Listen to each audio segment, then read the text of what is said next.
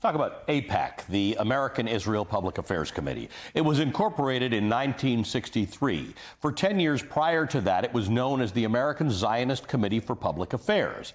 AIPAC calls itself America's pro-Israel lobby, and according to its website, it has over 3 million members across the country in regional chapters working to, quote, expand and strengthen the U.S.-Israel relationship, end quote.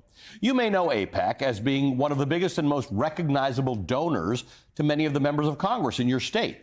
But contributing to campaigns is a relatively new function of the organization. Before 2021, AIPAC did not endorse candidates nor give political contributions. Its focus was on lobbying elected officials, not actually electing officials. But in a dramatic shift in policy, AIPAC began directly funding candidates and spending big on races in 2021.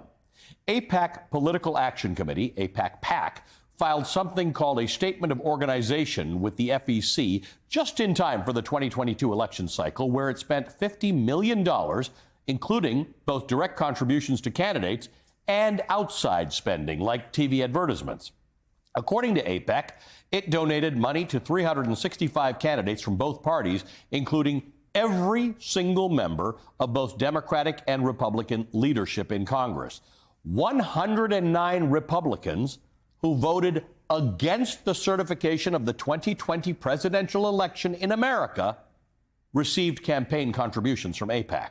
All in all, AIPAC gave money to 342 members of the 118th Congress. The 2022 elections were the most expensive midterms in American history, with a total cost of $8.9 billion spent.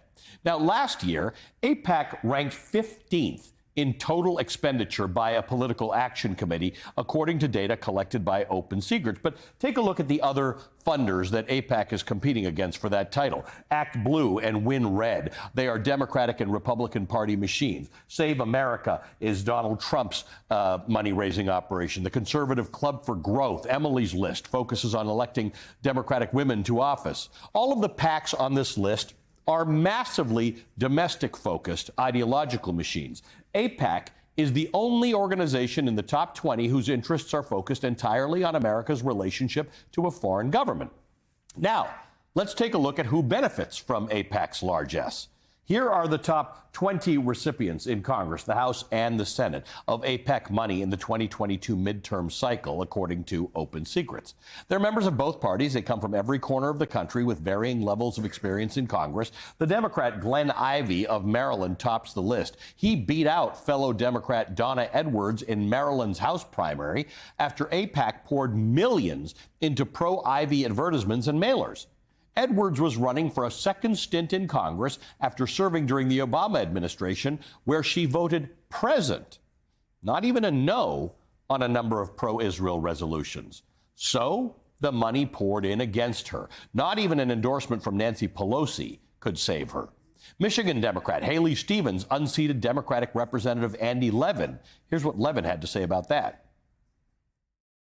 I'm really Jewish, but AIPAC can't stand the idea that I am the clearest, strongest Jewish voice in Congress, standing for a simple proposition that there's no way to have a secure democratic homeland for the Jewish people unless we achieve the political and human rights of the Palestinian people.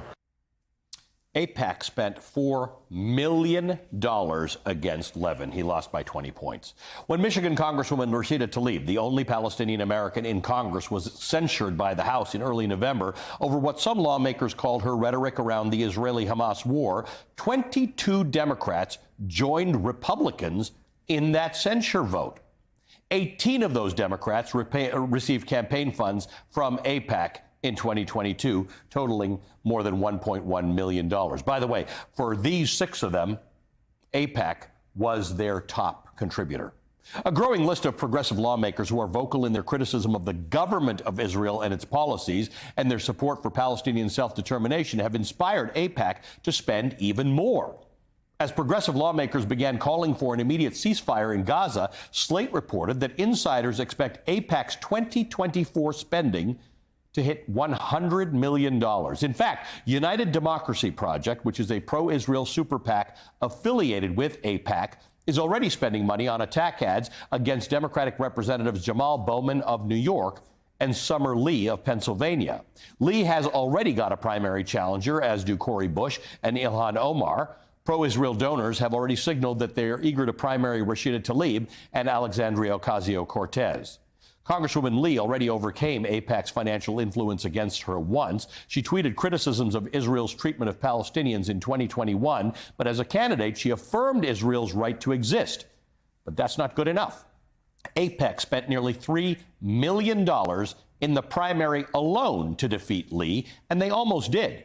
She beat Stephen Irwin, who is third on the list of money given to candidates by AIPAC in 2022, by less than 1,000 votes. And if Congresswoman Lee wants to keep her seat in 2024, she's going to have to do it all over again. She joins me in studio after this break.